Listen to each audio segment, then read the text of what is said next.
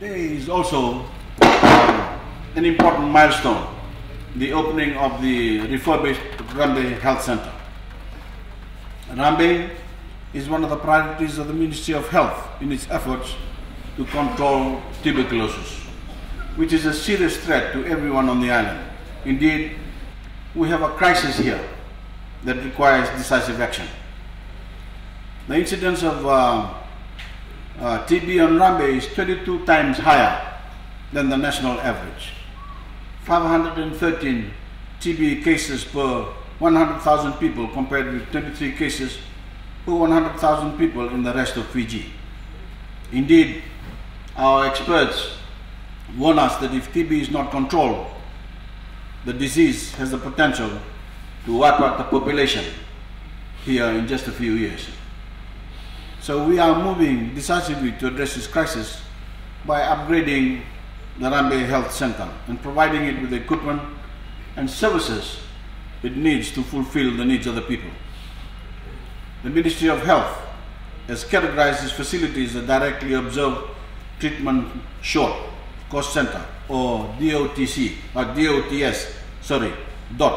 This means that people in Rambe can readily access TB services for free. As a DOTS treatment center, Rambe gets its own X-ray machine that gives doctors the ability to better diagnose tuberculosis as well as other ailments.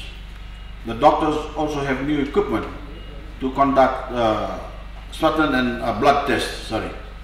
For TB patients receiving treatment, we are providing better support and more comfortable surroundings in our refurbished 10-bed ward. And we are also supporting their families with better access to advice and counseling. For ordinary people, this upgrade has some of the important benefits. TB patients will remain in Rambe, close to their homes and families during the entire course of their treatment. They no longer have to travel to Lambasa Hospital or Tamavua Hospital in Suva to spend the usual 2 months being treated.